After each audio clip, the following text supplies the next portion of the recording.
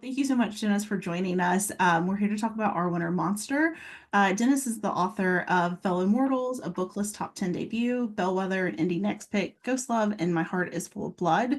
Our Winter Monster is his newest book, which we just read. I just want to start off saying that this book had some of the most like gnarly kill scenes that I think I've read in a while. So kudos to you. They were very intense, but I really enjoyed them. Thank you. Of And thank you course. so much for having me. And it's totally cool if somebody here didn't like the book or even hated it. Again, she just went through my history. I've had enough out where like I'm all right with that. I'm 50. I get I'm not writing for everybody. I always think I'm writing something like every horror writer is going to like. And then, no, of course, I'm like, no, it just doesn't work. So it's completely okay if you guys have criticisms. I'm ready to hear. I don't think you'll hear that from anyone in this group, Okay. but we do appreciate that. We like to have open conversations here, Yeah. as you Yeah. can tell from the rabies. Um, to get us started, could you tell us maybe about the inspiration for our winter monster? Right.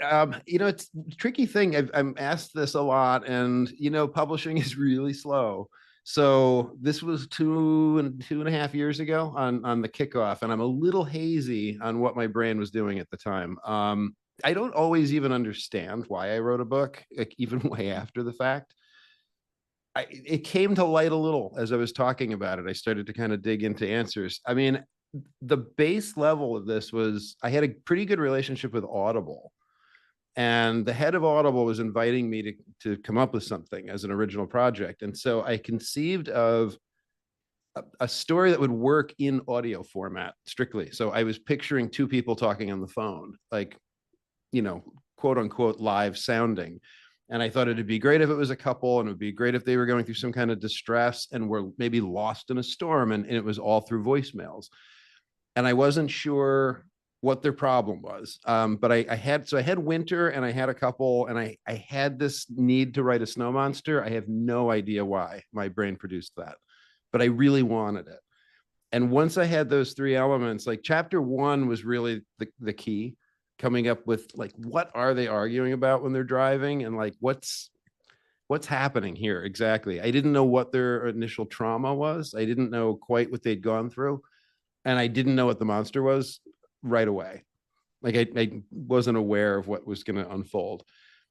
Usually I just get an idea where I think like I could somehow, I know this is 300 pages worth of material. Like I know I could run with this for a while. It's not a short story, and it's not going to bore me, and I'm just intrigued by it. And I ended up going really deep into the micro trauma of relationship problems. It was much more about that kind of trauma than something like 9/11, something like an actual assault, even though there is one in the book that kicks this off. It seems to be a bit more about relationship dynamic shifting and how really unmooring and terrifying that can be. And I found that to be more relatable. Yeah. Yeah, I have to say, I mean, I think just from my perspective, some of the dialogue between the characters just seems so real, especially for like those of us who have experienced any kind of like relationship issues. It does lead me to think that even without the attack, that they would still be having those same relationship issues. And maybe it did exacerbate, or maybe it just kind of brought them more to light. I mean, Mm-hmm. would you agree with that assessment that they were kind of starting to be doomed and like coming towards the end without Yes. that attack? Yeah, and then they flipped. So Yeah, one yeah, of them was very confident, and the other one was very not. And then they completely, and that's the other dynamic shift that happens, is that they suddenly see themselves differently. yeah, So Holly is feeling pretty weak and ineffectual, and she can't parallel park. She can't do anything, and she's really beating herself up about this. And then she becomes much more violent in the moment than she expects. Like she taps into something that she had no idea she had in her, and it scares the hell out of her. Whereas Brian completely crumples for the first time in his life. He's no longer the brave guy in the liquor store standing up to the threat. He just freezes and gets hit in the head, and you've got to cope with that. Um, I've wondered, what would what would I do in certain moments? I love to think I would be the hero, of course, like we all do. The example that occurred to me was, if you're coming across a car accident and there's someone bleeding in the road and they really need assistance, I like to think I wouldn't faint and just panic as I was trying to help. But I don't know that. Like it's entirely possible. I'm the only person there and I'm useless. And you really don't know until you're thrown into those moments. Um, Yeah. like I Gary and Oliver were a great micro example of that. Like the bigger half of the couple is the one that ran for his life. yeah. And you can tell that's gonna devastate the relationship and they're gonna have to come to terms with that. Yeah, I completely agree. I also, I mean, I appreciate it too how you had Holly really being the saving person in that attack. Mm-hmm. And I think when I was expect like when I the lead up to the bad date, I was expecting something bad to happen to Holly. And Brian steps in or he doesn't step in enough and Holly's like carrying that with her. And then to see her really be the one that comes in and saves the day was unexpected to me. I mean, was it important for you for her as a female character to have that moment to really shine and like rescue Brian, who is kind of like optimistic and like it felt Yeah. like to me sometimes too maybe a little bit judgmental of like her more realistic kind of negative tendencies. Yes. I'm a little over, again, having written a lot of books and thought about this for a long time.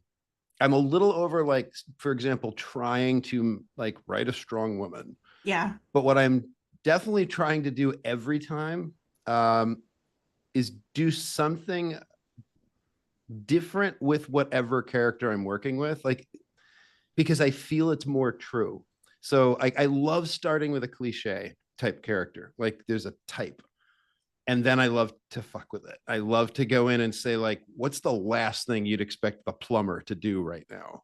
And the minute the plumber does that thing, that starts to feel like a real person because you'll never meet a plumber who like only does plumber type stuff. That you'll suddenly find out that plumber like loves painting dragons or just something where you're like, wait, what? Like that. And now you've got a rounded person. It's the same with diversity writing. If I'm writing a black character, I'm not writing a black character. I'm just writing Reggie. I'm just writing Sheriff Kendra. And I'm aware of who they are, but I'm certainly not trying to represent an entire group. Same as writing a white guy. Like if I write a 50-year-old white guy, you'd think I would, potentially know that. And if you put 8 of me in the room, there's a pretty good chance we have nothing in common or we don't know how to talk to each other, us 8 50-year-old white dudes. It's the differences that are really interesting to me, and I also think it just makes for interesting story to take something and just throw in like a very unexpected detail. um Fargo, like, hey, there's a female sheriff and she's pregnant. Like I've never seen a pregnant hero cop, and that's just fundamentally more interesting. Yeah, I agree, and I especially think too when you are reading female characters because it is, you do have times when they're like they're almost too strong, and you're like, okay, you were trying to write a female that will like everyone loves, but then you Mm-hmm. have like the more I feel like typical response to female characters is for them to be like domestic and like very good mothers and very good wives, and I did feel like Holly was like a good blend of like a flawed person, but not in a bad way. Like she just seems like someone you would know in real life, and I Yeah, really appreciated her as a character. thanks. I like Kendra a lot in I that do book. too. Yeah. And I liked Cookie. I like Cookie a lot. Yeah. Sad to say her in past tense. Cookie's kind of become she's maybe a type of character that I'm writing accidentally. There is a cookiness that has cropped up, and there's definitely a new Cookie-esque character in the next one I'm writing, who I like even more. Oh, that's exciting. And she has even an oddly similar name. Her name's Birdie. That I did not do it on purpose, but so I have an older woman named Birdie who's definitely, if you liked Cookie, you'll love Birdie. That's exciting. I really love the dynamic too between Kendra and Cookie too, and just like I want Mm-hmm. a book on like their like friendship and relationship where they're just kind of like bantering back and forth. I really enjoy Yeah. that. You know what? You know what threw me for a loop? I'm assuming people have read this, and I'm not like blowing secrets or whatever. This isn't a big one, but sometimes I will write things, and it's like it's on the page, and I did not intend to drop things in. And it's lovely when you get a compliment, and they'll say, "Oh, I loved this symmetry you've put in your book." I'm like, yeah, right, right. Oh, yes, that's symmetry. Of course, I do that on purpose. I do think my unconscious does it sometimes, and I have no idea, like until someone points it out. But the neat thing about somebody said about Kendra and Cookie, they were waiting for them to get together romantically, and I went, "Oh Oh, my God, that actually never occurred to me." I And could see, I but I see can that. totally see it. Like Yeah. the minute somebody brought it up, I was like, "You're right." Like I'm kind of down with that too, but it never crossed my mind. Yeah, I didn't that didn't cross my mind until now either, but I mean I get it and also I'm into Yeah, it. Like I like it for them. yeah, right. I mean, it almost seems like I did it on purpose. I'm like, geez, no, no, I never thought that. One of the other things that I was curious about is Mitch and Becky because they almost seem like Mhm. a foil but also a mirror to Brian and Holly. Just like the journey that they go through, but also as a couple. I mean, was that intentional for them to kind of be like a ultra universe of Brian and Holly? A little bit. I mean, you don't get to know them well, and Yeah. that's the only tricky thing. So like, I didn't intend it too much, but I mean, there are those couple parallels all through the book.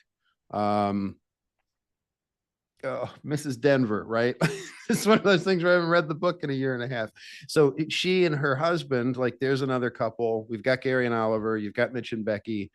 Um, in an odd kind of way, you've got Tanner and Tanner. Like Yeah. he's kind of like he's viewing himself from the outside, which is why he ends up having all the pictures of himself on the wall.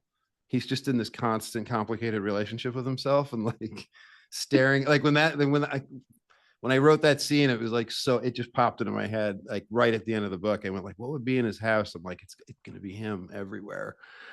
Um, you said there is an echo. I mean, I'm definitely like I kept repeating that couple echo all the way through, and some of that's just a lot of it's by gut. It's not by planning as much. It just sort of felt right. Yeah. I liked that not only did he have photos of himself, but like in my head they're like almost like glamour shots of him that Yeah, he like had done by himself. Like yeah. it They're like I wasn't was so picturing like dire and Sears funny. Sears photos. Yeah, exactly. Yeah. Do you think that he took them himself or do you think he went and had them done? I think he had a bunch done. Yeah. Like my thought was he went and got pictures.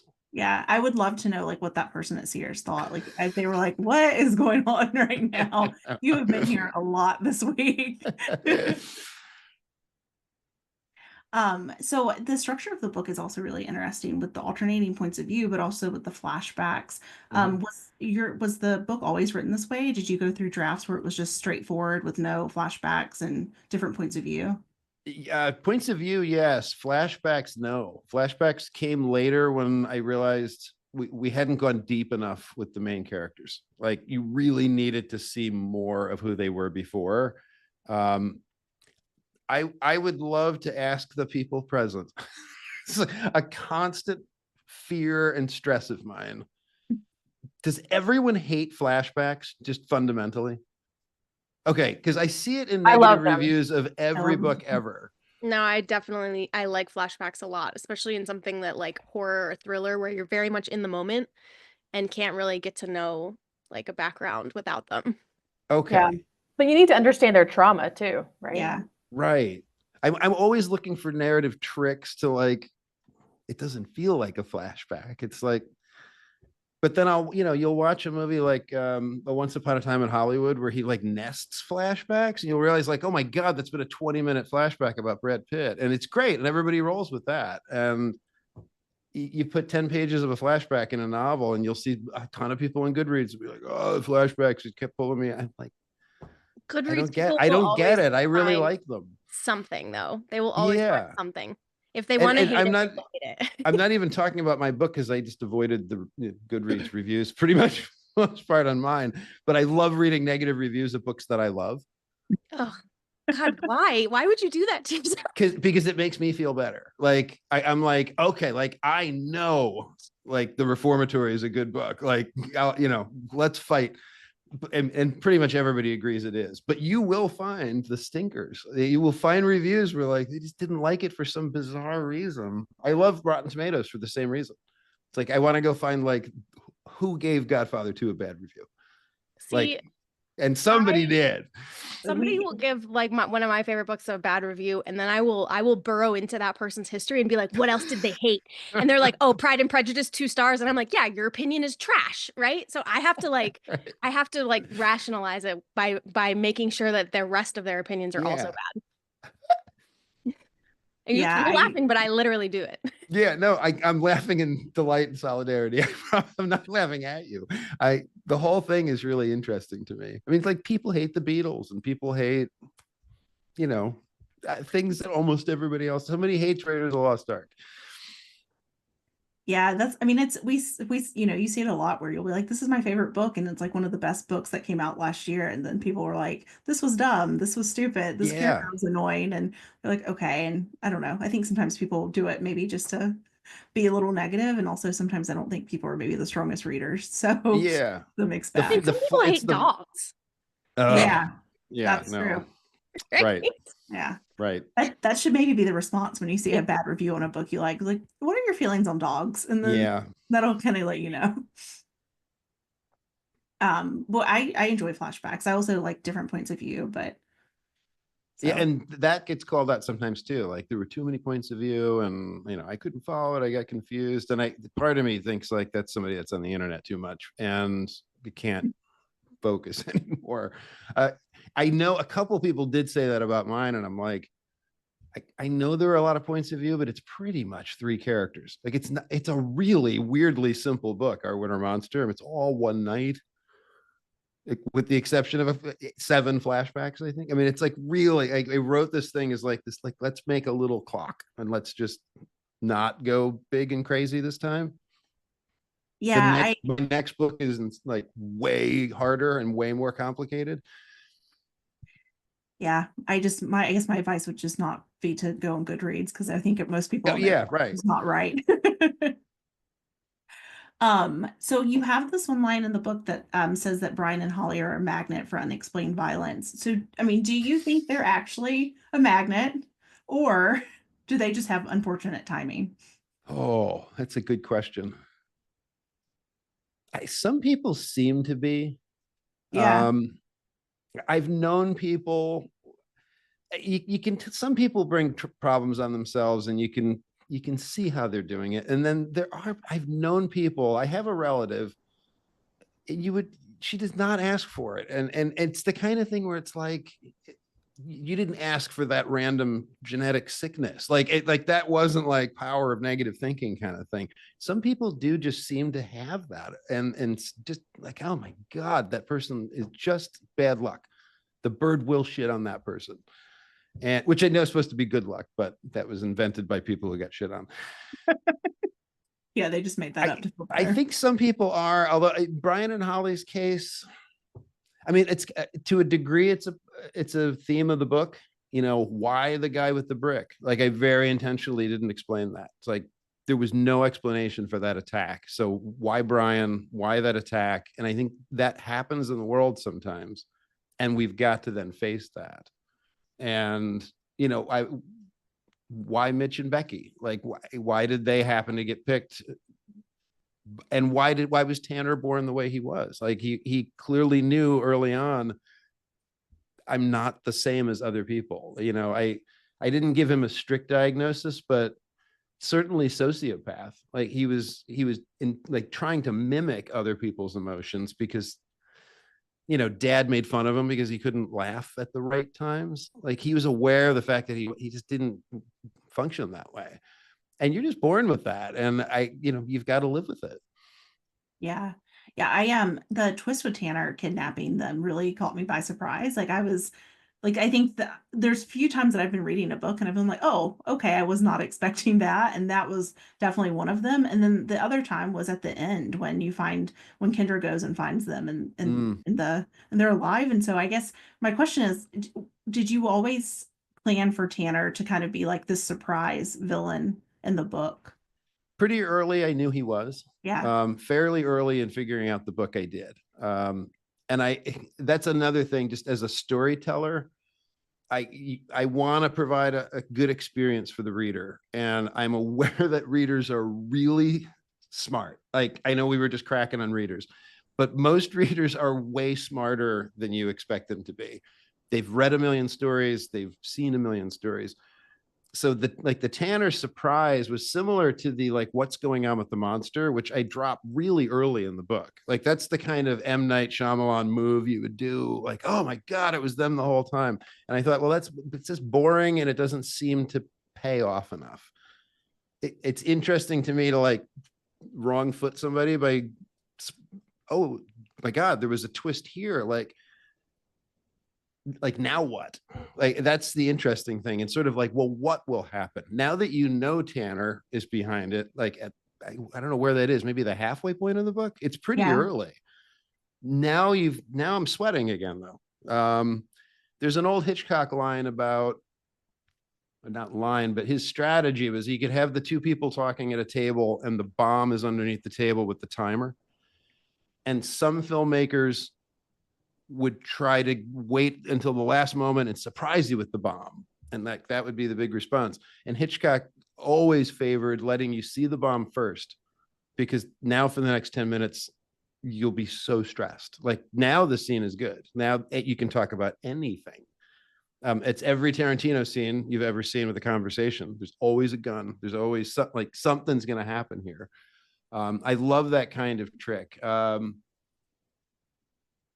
What was it? Knives Out, where they solve the murder halfway through, and you're like, Yeah. well, now like I can't outsmart this movie. They the rug. Now what's it about for the next hour? And I love that kind of thing. So I did know Tanner early, and then I just wanted to drop it and say like, well, you don't know what's going to happen though. Like you don't know how he will factor into this.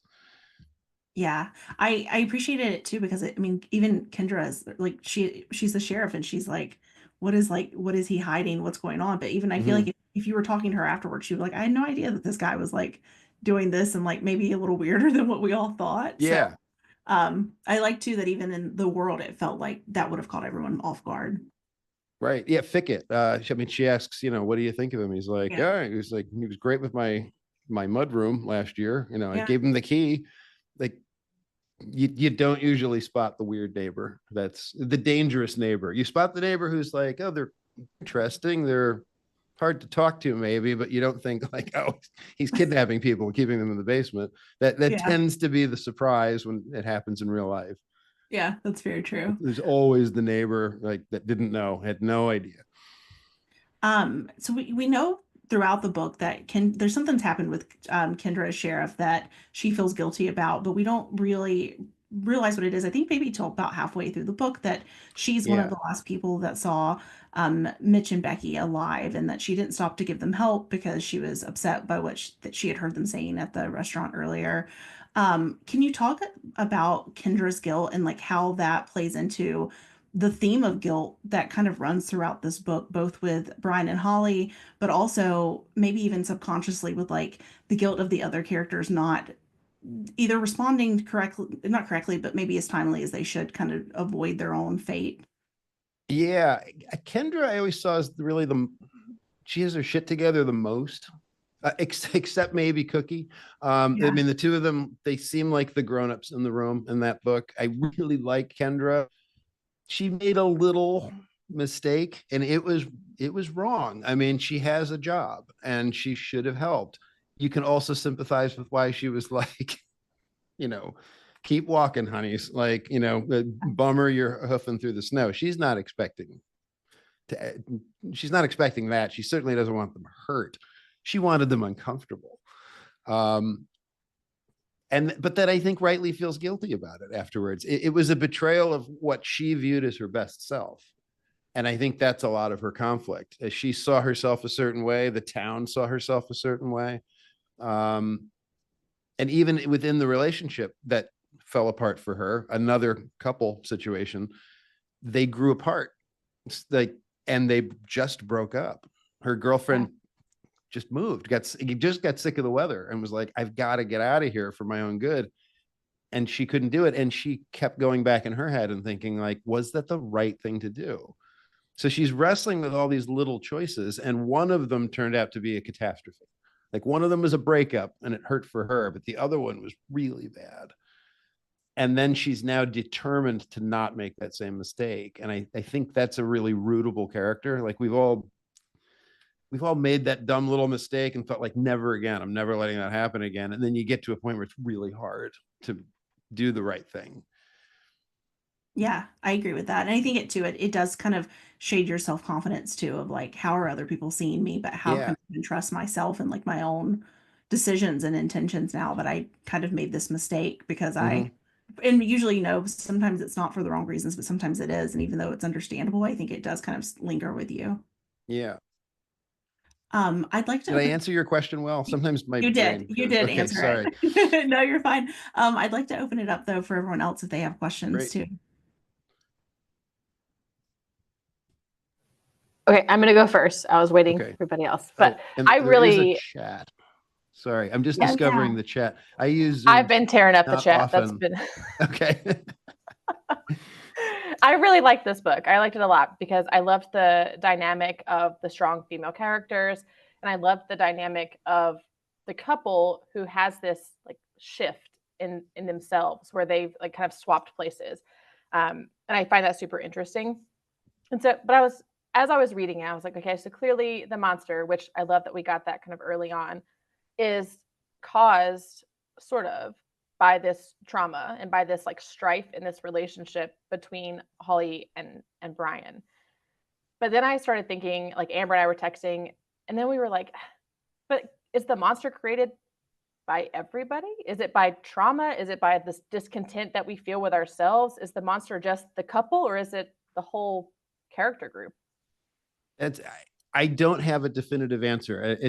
Unfortunately, I can't actually say. And part of it was the theme. Like I didn't want to do like, oh, there was a cursed object in the town or something. I didn't want to like pin it down. I wanted to leave the monster in that realm of why the guy with the brick, and you just don't know. Sometimes the monster just walks out of the dark, and I know it's completely outrageous. Like it's a giant snow monster that they somehow summon, kind of like a tulpa. Like it felt like somehow it represents when you've gone through something so bad that there actually are literally physical manifestations that could kill you. Really interesting question you're asking in terms of, is it just the two of them, or is it shit has gotten so bad in Pine Buck that collectively they have brought this thing together. I could get down with that. I like that feeling. That feels true. Maybe Brian and Holly were the tipping point. Like it was ready to go, and they were that extra meteorological element, so to speak. Yeah, because you kind of like have us guessing the whole time, right? With the other couple that's missing, you're like, okay, well, obviously they created the monster, and so that's where Right. they went. Like, what happened to them? But you keep going, and you're like, well, we didn't really hear a ton of like chaos and strife within that relationship. So, what's really going on? Let's take a second look at Tanner. So I just thought that was very interesting that it's not that one. It didn't feel like it was just that one thing. Like it was like about couples. It was just like this discontent that we all have. If we let it fester, it's going to turn into a monster, right? And just like a different manifestation to whoever it is. For them, it was that. For Kendra, maybe it was Cookie's end result. So, Right. Yeah. I had a really interesting read from somebody in LA who he read it shortly after the fires this year, and it was the only way he could read it. He was just so he read the Snow Monster book as the Fire Monster book, basically this unbelievable force majeure in the world. And what do you do as a mere little person? I think we've all been feeling that this year to some degree. I wrote a good portion of this in around the pandemic. Again, the exact time, I'm not sure, but I know it informed the writing in terms of there are giant scary forces outside right now, and I'm scared to go out. I also really want to go out. So I'm writing a book about the outdoors.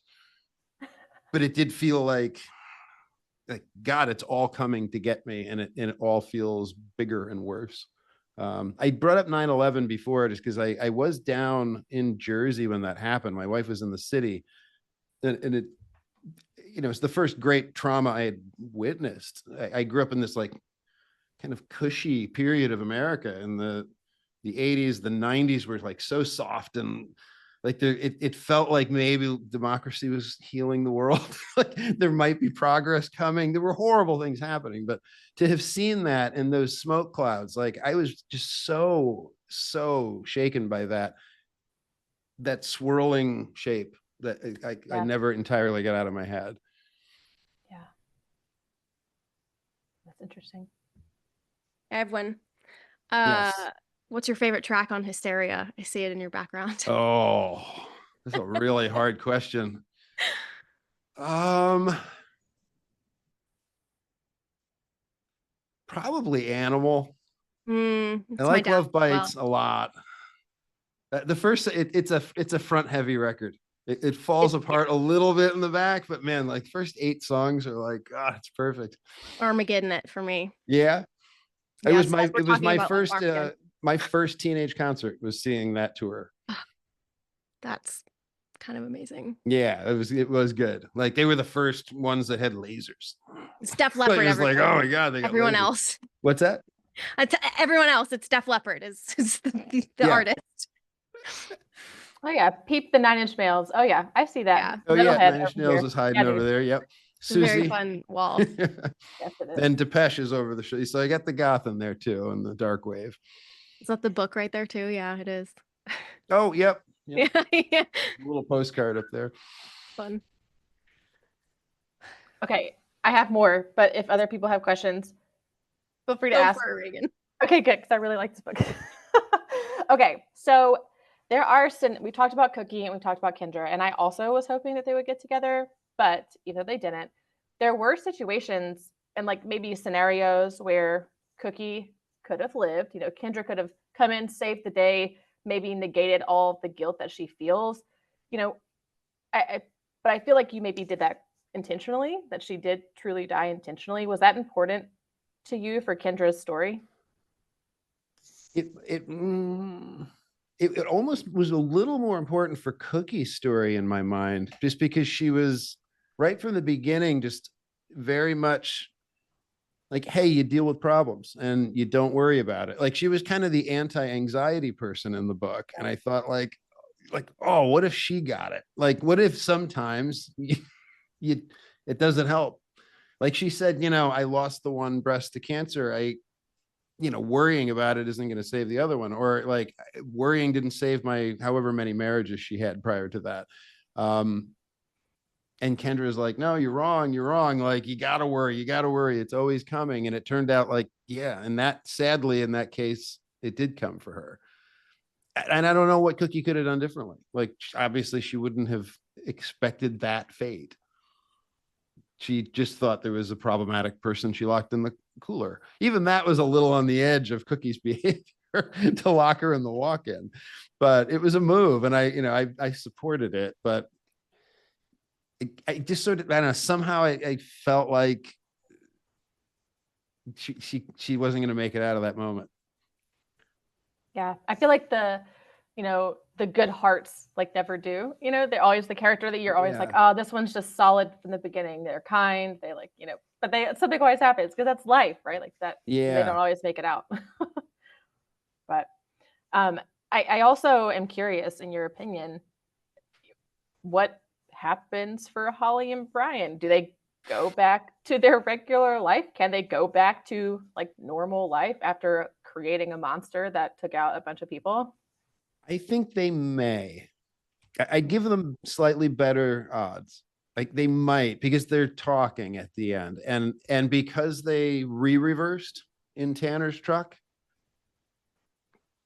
they intentionally flipped again, where Holly had to discover what it was like to be a victim through no doing of her own. She was just incapacitated, but she had to face that.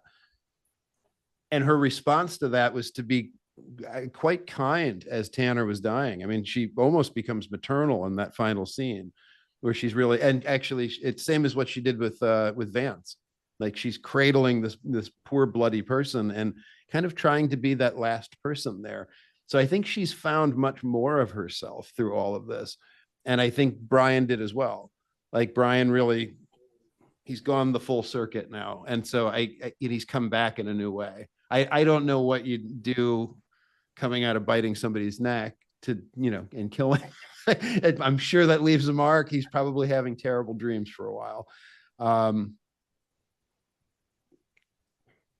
I can't remember if I kept the line or not, where they sort of made a joke about like they'd be the weirdest 2-person support group ever.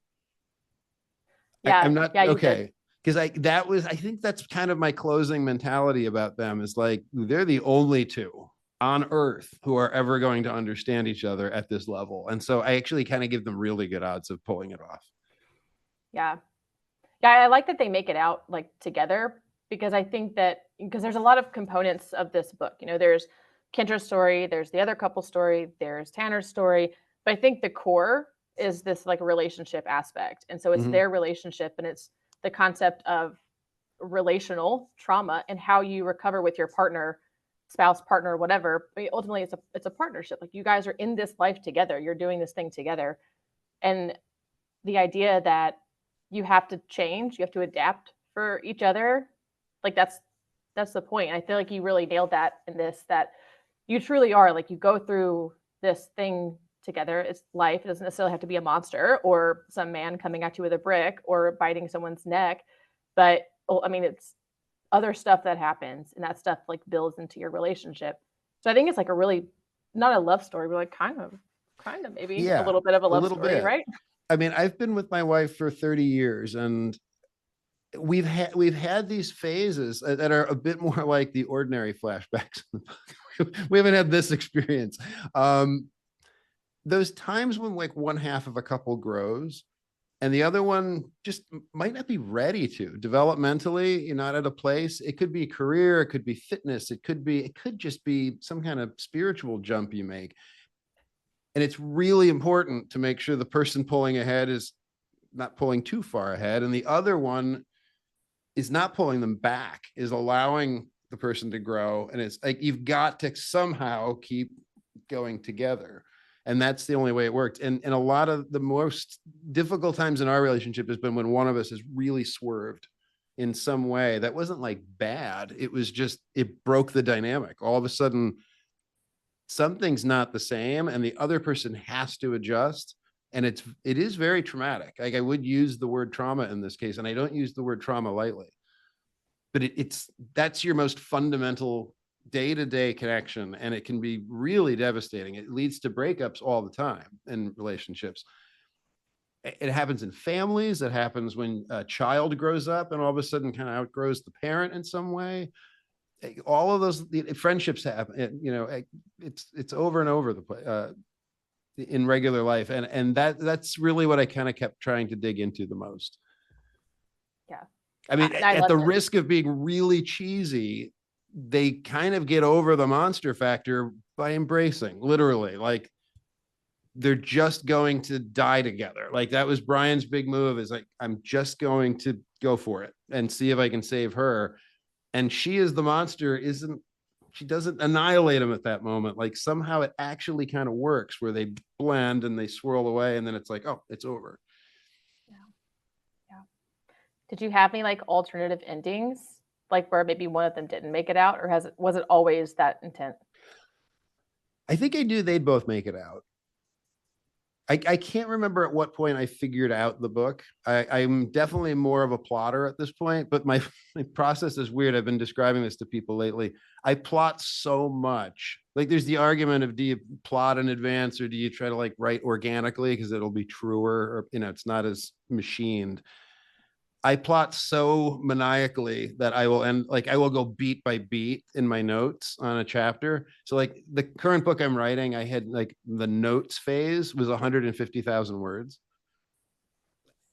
Just, I mean, I've got everything. I have whole conversations like mapped out. I'm just not paying attention to the language. So I can't remember when I figured out what the story would be, but I have a pretty good skeleton before I'm actually writing. And then it's just about executing. I get a lot braver doing it that way, just because if I need to change something in my story, it's like, well, it's just notes. Like, I'm not throwing away my precious paragraph at this point. So I can rip up 50 pages and just, it was just ideas. It doesn't matter. Yeah. Okay. One last one, and then I'll let everybody else talk. But you mentioned your writing style, and I was watching some master classes on writing as someone who would love to write a novel one day. Do you keep like a little notebook in your pocket all the time where you like write stuff down, write ideas down, or is it your phone notes app? In the age of the phone, it tends to be easier. I have gotten to a point where I do often try to go out into the city, like our little city of Troy, New York, and I will try to leave the phone behind. I am a parent, but our son is 21 now, so he's pretty much self-sufficient. I always regret not having something, and it's not always for the writing. I'm actually pretty good at locking my writing into set hours. Like I had to train myself out of the bedtime stuff, because there were nights I'm just like, oh, I know that's a good idea. I've got to write that stupid idea down there. Like, oh. And Richard Russo, the author, I saw him speak years ago, and he was saying how, like, he used to tell himself, when you get that great idea as you're drifting off to bed, if it's really a great idea, you'll remember it in the morning. Until he realized, like, no, I won't. I'm getting old. I'm gonna forget. Like, I'm just gonna forget. I'm gonna know I had a good idea and I didn't write it down. So he keeps the notebook. I usually have something on hand, but I really do try to just turn my brain off when I'm not working on it directly. Yeah, it's probably hard. It is hard. Yeah. It's really hard in the brainstorming phase, like in the phase where the ideas are all over and like this book could be anything. Like that's when all of a sudden I'll get a giant rush of like, oh my God, like, oh, that's it. Like I see a whole giant part of the book now. I've got to put that down. Yeah. Okay. I'm done taking your time up. Someone else go. Thank you so much. They were great questions. Yeah, good. I'm curious because I know you're also a big reader, what you're reading right now, if anything, and what books you've read this year that you've enjoyed. I'm going to have to go back in the time machine a little. I have been a horrible reader for a month and a half. My life got really busy. Not to bring everybody down, but we lost the dog on Saturday. He was our family dog, 13 years. It's been there's just a crater in our house right now. Yeah. There's been a lot of stuff like that. The book tour kept me very busy. And then my wife's been traveling. And then I really dove so hard into writing this next book that sometimes I can't switch. I kind of just stopped reading for a month and a half because in my reading time, I'm actually poking at the book on my phone. If I'm not like in laptop mode, I will sit there and I'll just kind of poke at a paragraph and watch a little TV, and then I just want to go back and do it. So working on my book has taken the place of reading.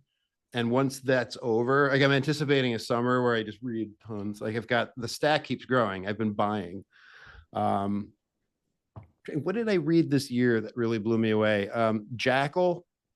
Yeah. Do you know that book? I mean, that one, oh my God, I loved that book. I'm trying to picture my shelf upstairs. I really liked Grady's book. I liked that a lot.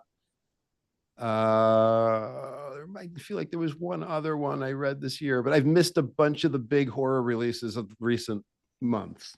Like I have not read Buffalo Hunter Hunter. There are a couple other big ones. No, I don't. There are a couple other really big ones that were super high on my list I haven't gotten to, and I purchased some of them, so I will get to them. Yeah, there's a lot coming out this year, so I feel like we all are gonna be maybe a little bit behind. The first couple of months seemed really gnarly. Like there were so many just in January. I was like, oh my, like I was behind. I'm like, I can't read 3 books a week, and but I just bought 3 books a week.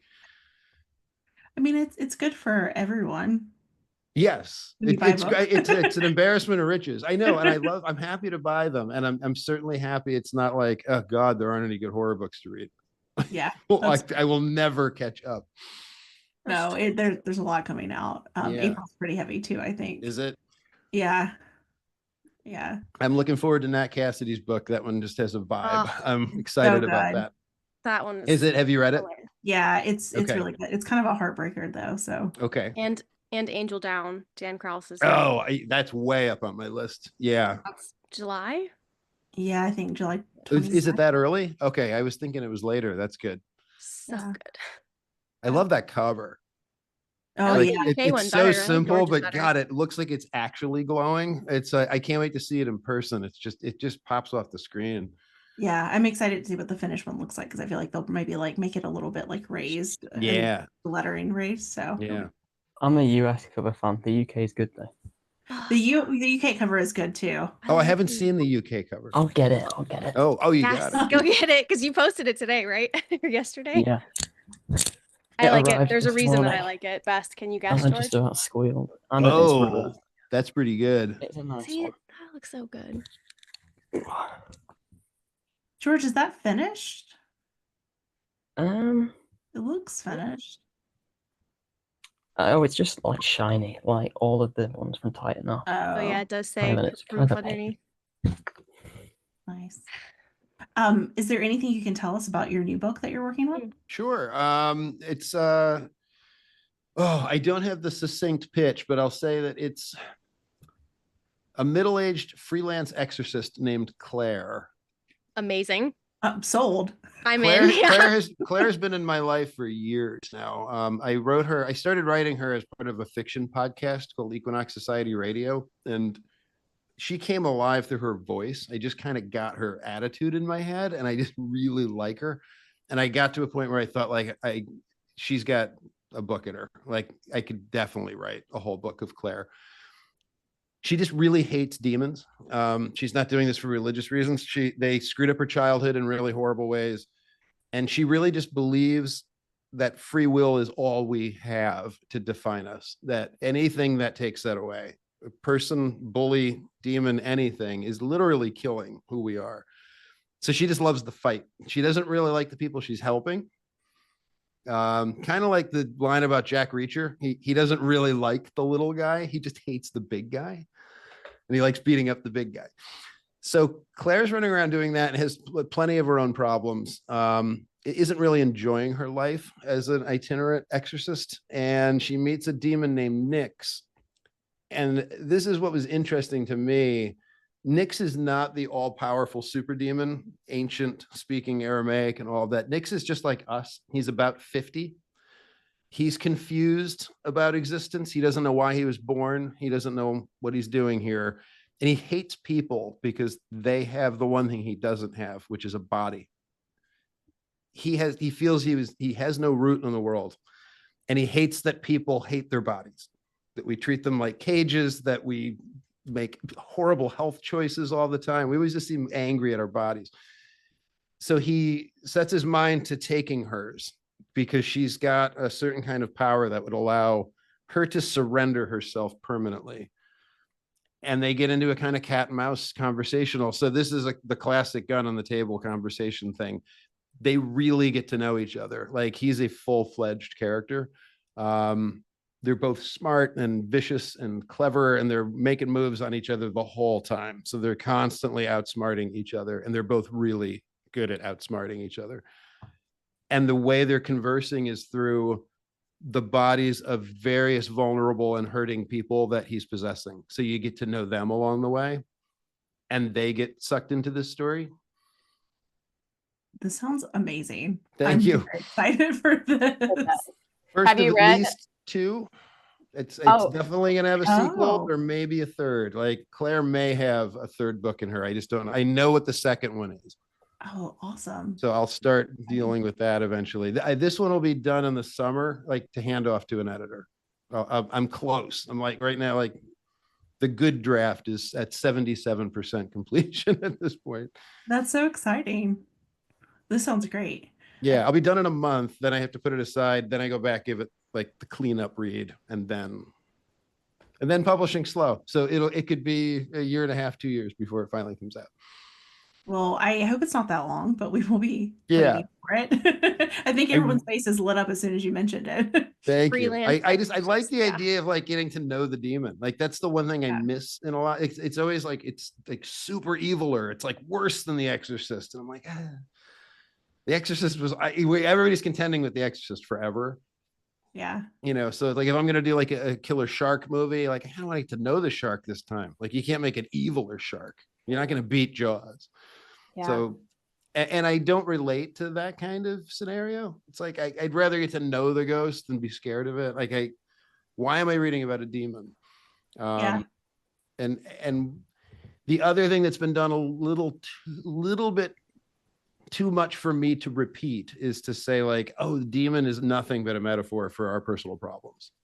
Like it's, like Sarah Grand did that and she did it great. And other people have done it. So there are elements of that along the way, but I just thought like, let's get them talking. Like, let's make it like Sherlock and Moriarty, like those conversations. Like, I want to see that face off and I want to like laugh at how they're screwing each other over and then do really twisted shit.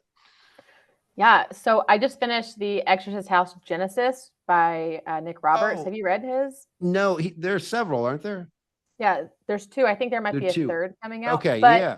that what you just said, the idea of like I want to know their banter, like I want to know what they're doing to each other, is exactly what I wanted out of the second one. I didn't get it all the way, but Okay. I'm super pumped because that's exactly what you want to hear. It's like, why her? Why him? Yeah. Why do you guys hate each other so much? Yeah. There are flashbacks. Yes, we love a flashback. We Yeah, love flashbacks here. but they're better. That was the other way I got around. I realized when flashbacks work, it's that they fundamentally are interesting. When it feels like, here's 10 pages of background you need to know. Like, so people hate exposition. Fair. But if you can tell so again, with that Brad Pitt example, if you're doing the Brad Pitt flashback and he's fighting Bruce Lee, it's like, yeah, nobody's going to complain about that one. Like, that's an awesome flashback. Like, yes. Yeah. So I'm trying to, my flashbacks are trying to reach the Bruce Lee fighting Brad Pitt level of like, that's just interesting. that's a really good flashback. That's the new standard for flashback. Yeah. Like, how did Claire defeat the bully in middle school with demon powers? It's like, all right, like, okay, that's a good flashback. Yeah, that sounds amazing. Thank you so much for joining us tonight. It was been a blast. Sounds like we will have to definitely have you back for your next book. Hopefully you'll be willing to join us again. Oh, I'd love to. Thank you so much for having me. Of course, thank you. And thank you all for joining tonight. Stay tuned for what we're doing in May. Stephen Graham Jones is up next for regular novel Nightmares, and then the haunting book will be Daphne by Josh Mallerman. So good. Fun for May. Obviously. Thank you all. Rather have a good night, everybody. Thank you again. Bye, y'all. Bye. Thanks, Dennis. Thank you.